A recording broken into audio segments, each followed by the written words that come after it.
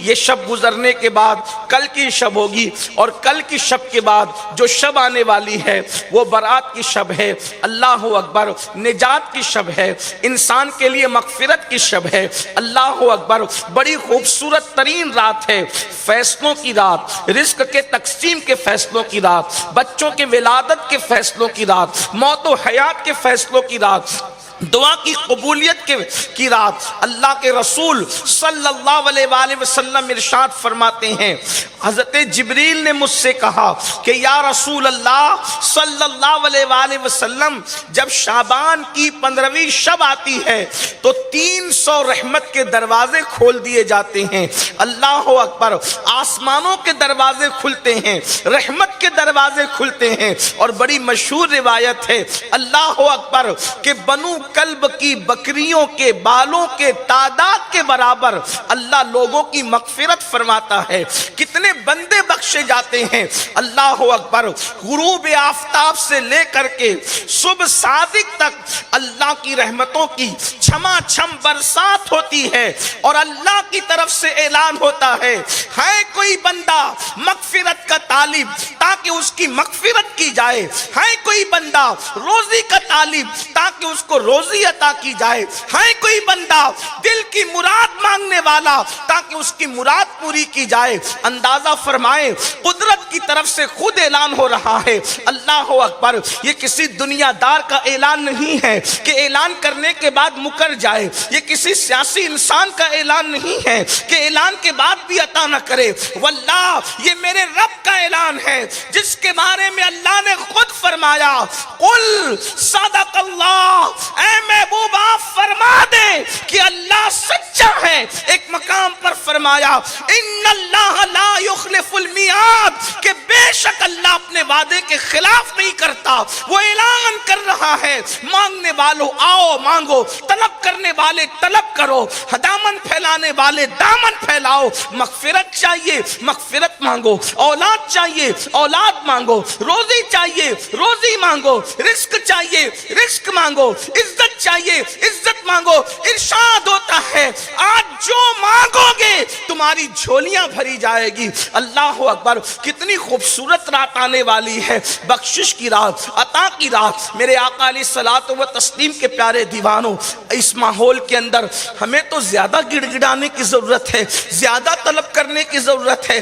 آج کل لوگ پوچھتے ہیں ایسے حالات میں مسلمانوں کو کیا کرنا چاہیے، جبکہ دنیا کے اندر ہاہاکار مچا ہو، دنیا کے اندر طوفان بدتمیزی بپا ہو، دنیا کے اندر جرائم اللہ اکبر گھر گھر عام ہو، کہیں پر دھواں نکل رہا ہو بستی سے، کہیں پر لاشیں بکھر رہی ہو، کہیں پر اللہ اکبر تباہی مچی ہوئی ہو، کہیں پر انسانی خون سے ہولی کھیلی جا رہی ہو، کہیں پر بچوں کی جو ہے وہ آواز چیخ اور پکار سنی جا رہی ہو، کہیں پر گھر سے بے گھر کیا جا رہا ہو، کہیں پر چھت سے بے چھت کیا جا رہا ہو، کہیں پر دوپٹے چھینے جا رہے ہو، کہیں پر آبرو لوٹی جا رہی ہو، کہیں پر انسانی خون جو ہے پانی سے بھی زیادہ سستا ہو گیا ہو، کہیں پر جانوروں کی تو اہمیت ہے انسانوں کی اہمیت نہ ہو، ایسے موقع پر کیا کیا جائے؟ اللہ اکبر، کسی بہت بڑے مفکر نے کہا تھا، اللہ اللہ، جہاں گناہ ہے وہاں فنا ہے، جب انسان گناہ پر دلیر ہوتا ہے اس وقت آبادیاں تباہیوں میں کے اندر جو ہے ویرانوں کے اندر تبدیل ہوتی جاتی ہے۔ آبادیاں یوں ہی ویرانہ نہیں بنتی، آبادیاں یوں ہی ویرانیوں میں تبدیل نہیں ہوتی اس وقت تک جب تک کہ گناہ نہ ہو۔ گناہ بڑی خطرناک چیز ہے، جہاں گناہ ہے وہاں فنا ہے، گناہ ہمیشہ بربادی لاتا ہے، گناہ ہمیشہ تباہی لاتا ہے۔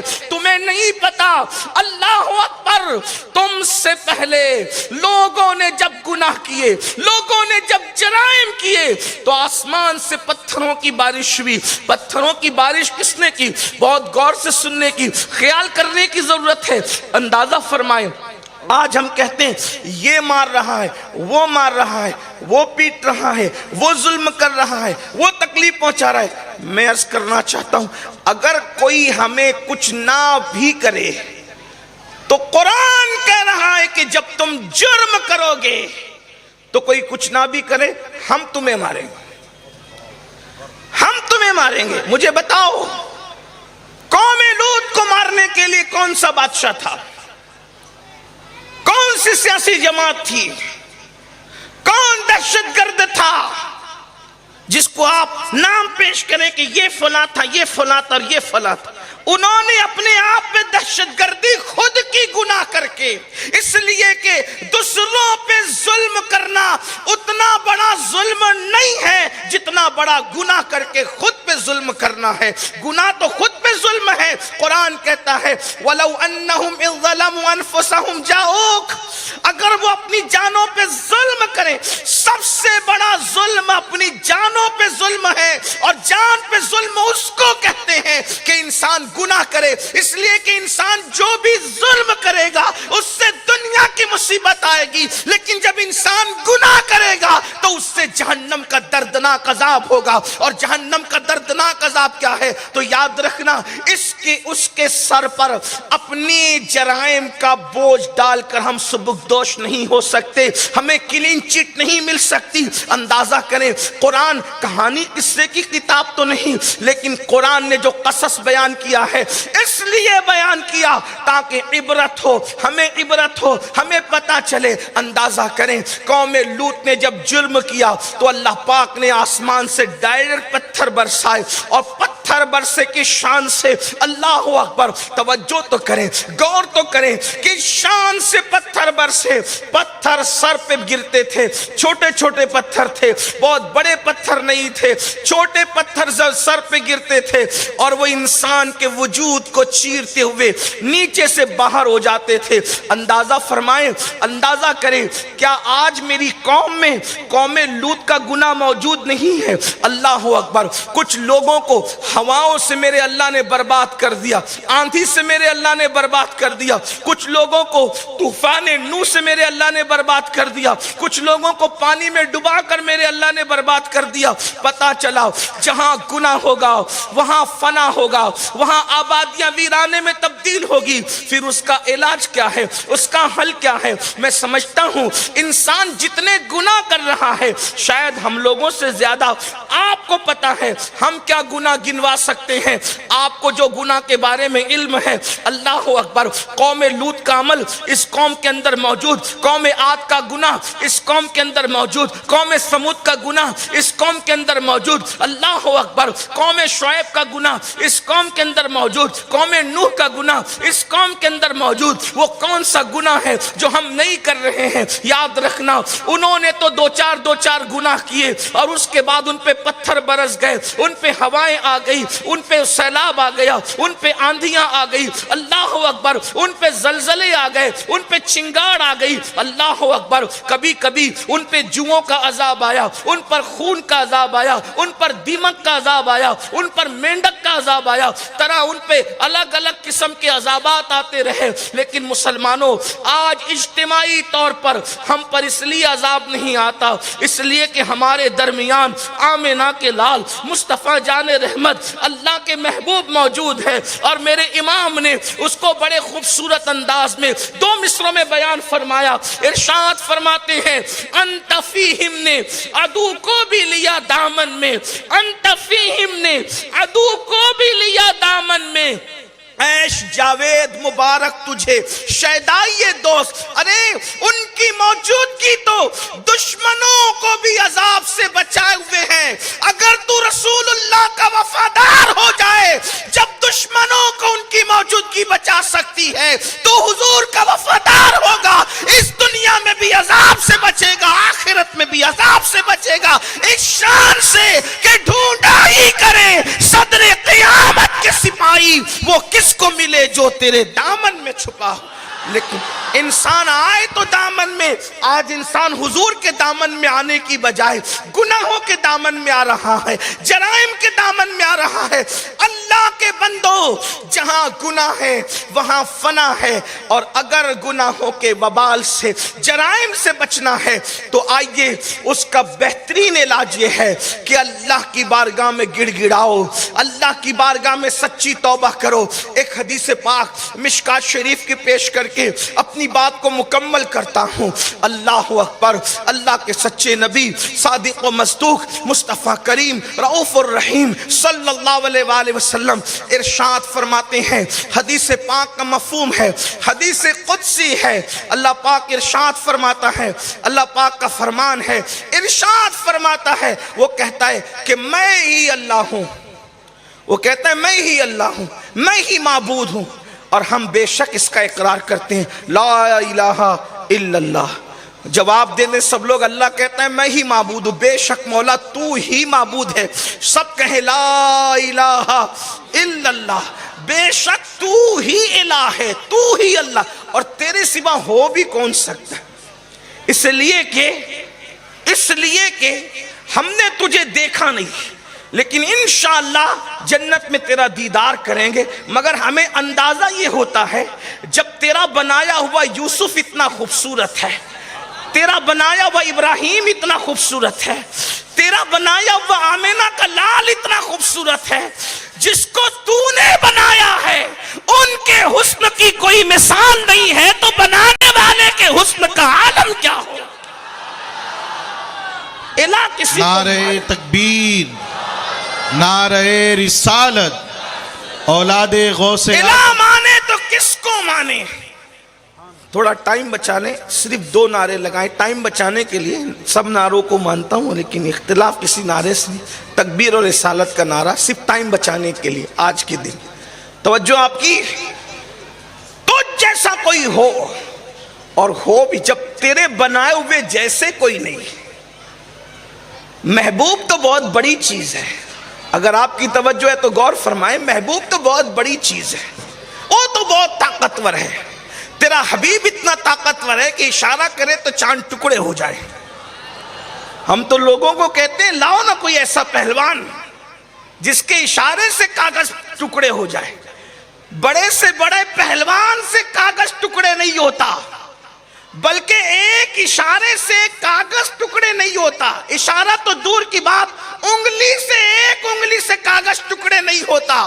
وہ کیا انگلی ہوگی محبوب کی کہ اشارے سے چاند ٹکڑے ہو گیا، اور صرف ٹکڑے نہیں ہوا، ٹکڑے کرنا بھی تو لوگ بہت جانتے ہیں، لیکن حضور نے صرف توڑا نہیں بلکہ جوڑ کر بتا دیا کہ توڑتے بھی ہیں اور جوڑتے بھی ہیں۔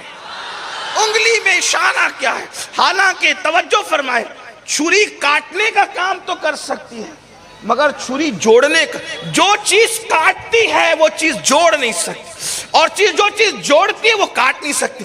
چھری کاٹ سکتی ہے، جوڑ نہیں سکتی۔ سوئی دھاگا جوڑ سکتا ہے مگر کاٹ نہیں سکتا، لیکن حضور کی ایک ہی انگلی ہے، ایک لمحے میں اشارہ کرے تو ٹوٹ جائے، ایک لمحے میں اشارہ کرے تو جڑ جائے۔ ایک ہی انگلی ہے، کس کی؟ محبوب کی۔ قربان جائیں، جب بنے ہوئے کی یہ شان ہے تو بنانے والے کی شان کیا؟ اور وہ تو بہت طاقتور ہے، بہت ان کی طاقت یہ ہے، لیکن دنیا میں سب سے کمزور چیز کیا ہے پتہ ہے تمہیں؟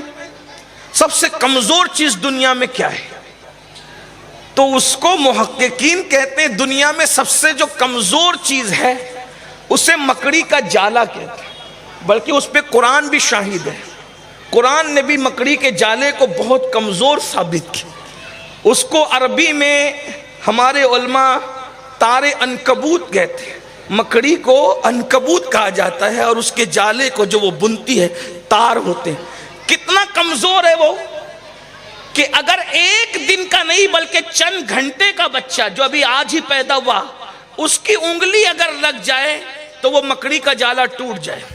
کتنا کمزور ہے سورج، ایک دن کا بچہ اس کو توڑ سکتا ہے، مگر جس خوبی کے ساتھ مکڑی جالا بناتی ہے، آج تک دنیا میں کوئی سائنسداں ایسا پیدا نہیں ہوا کہ اسی خوبی کے ساتھ مکڑی کے جالے کی طرح وہ کوئی جالا بنا سکے۔ آپ اندازہ فرمائیں، غور فرمائیں، توجہ کریں۔ حضرت یوسف تو بہت بڑی چیز، جناب ایوب تو بڑی شان، حضرت موسیٰ کی تو بڑی شان، آمنہ کے لال کی تو کوئی مثال ہی نہیں، نہ کوئی مثل ہے نہ مثال ہے، جس کا سایہ نہیں ہے اس کی مثال کیا دی جا سکتی ہے۔ لیکن اندازہ فرمائیں ایک بہت کمزور سی چیز جسے مکڑی کا جالا کہتے ہیں، جس شان سے وہ کیڑا مکڑی جسے ہم کہتے ہیں اپنے جالے کو بنتی ہے، آج تک کوئی سائنسداں اسی شان کے مطابق جالا بن نہ سکا، اسی طرح نہ بنا سکا۔ وجہ قدرت بتا رہی ہے، دیکھو ہمارا بنایا ہوا کیڑا جو کر سکتا ہے اب تک تم بھی نہیں کر سکتے، جب ہمارے بنا ہوئے کیڑوں کے مقابلے میں تم نہیں آ سکتے تو ہمارا مقابلہ کیا؟ نعرہ تکبیر، اس کی طاقت کا اندازہ، اس کی قوت کا اندازہ کرو۔ ایسے خدا کو تم مانتے ہو جس کی شان ہے احد، ایک ہے، لم یلد ولم یولد، اس کی شان ہے آسمان کن کہہ کے بناتا ہے، زمین کن کہہ کے۔ ایسے خدا کی تم عبادت کرتے ہو اور وہ کہتا ہے کہ میں ہی الہ ہوں، بے شک تو ہی الہ، اور تیرے سوا اور ہے کون؟ اس لیے کہ تو ہی الہ ہے، معبود تو صرف تو ہی ہے۔ اور میں آپ کو یہ بتانا چاہتا ہوں مسلمانوں، ہم سب سے زیادہ کس کو چاہتے ہیں، کس سے محبت کرتے ہیں؟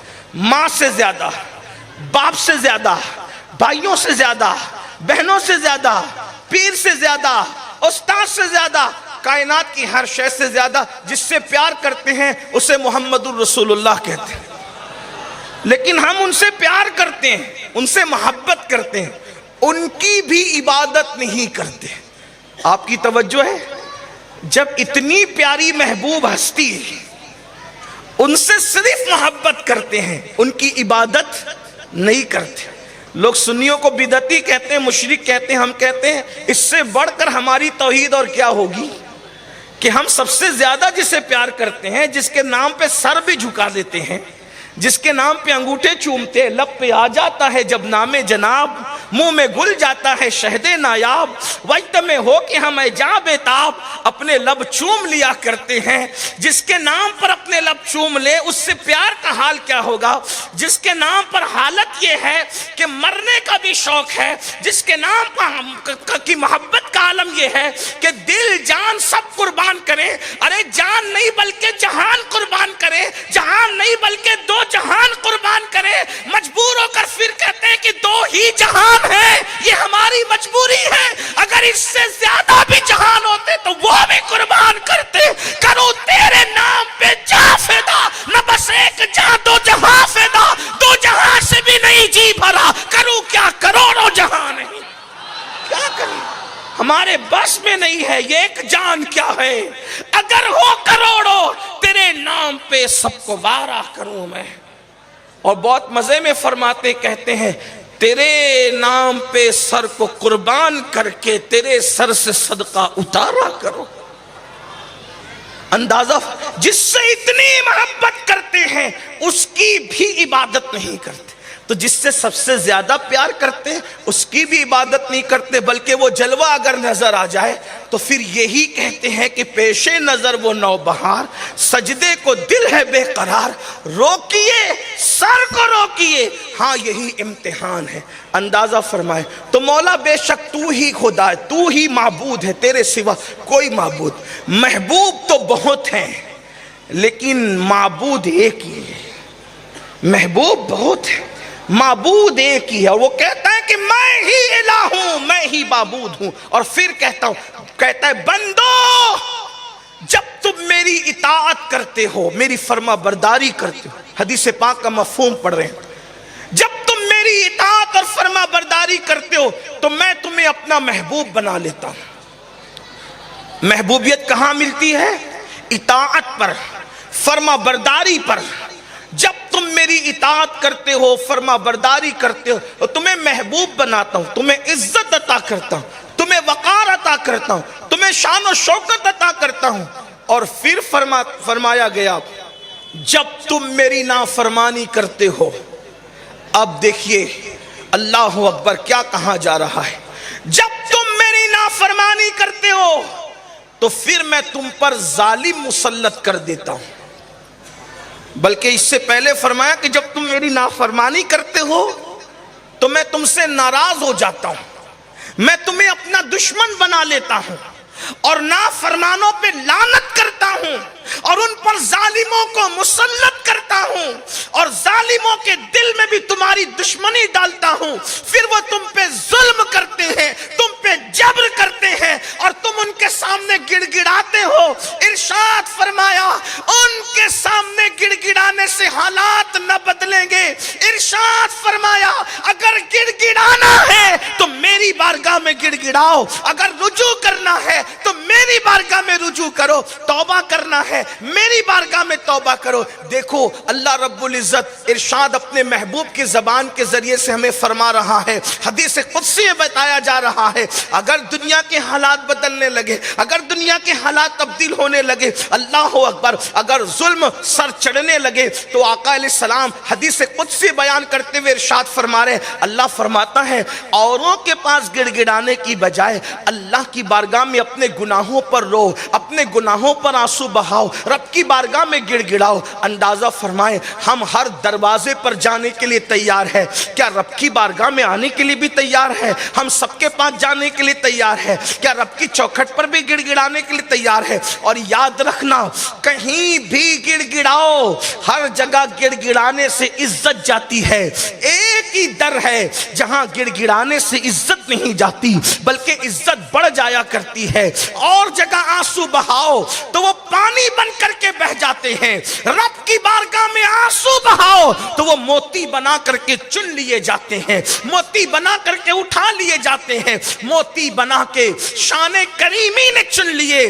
قطرے جو تھے میرے عرق انفعال کے، اللہ اکبر، یہ آنسو جو اللہ کی محبت میں گرتے ہیں، اللہ رب العزت کی محبت میں گرتے ہیں، یہ جہنم کی آگ کو ٹھنڈا کرنے کی طاقت رکھتے ہیں، جہنم کی آگ کو سرد کرنے کی قوت اور صلاحیت رکھتے ہیں۔ اس لیے اللہ کے بندو رب کی بارگاہ میں رجوع کرو، رب کی بارگاہ میں گڑ گڑاؤ۔ اللہ اکبر، جب تک میری قوم کے جوان راتوں کو رونے والے تھے، رب کی بارگاہ میں گڑ گڑانے والے تھے، آہو بکا کرنے والے تھے، تب تک حالت یہ تھی ہر جگہ مسلمان عزت پاتا تھا، ہر جگہ مسلمان وقار پاتا تھا، ہر جگہ مسلمان جو ہے آبرو کے ساتھ زندگی گزارتا تھا۔ حالت یہ تھی دی اذانیں کبھی یورپ کے کلیساؤں میں، دی اذانیں کبھی یورپ کے کلیساؤں میں اور افریقہ کے تپتے ہوئے صحراؤں میں، دشت تو دشت ہے، دریا بھی نہ چھوڑے ہم نے، بحر ظلمات میں دوڑا دیے گھوڑے ہم نے۔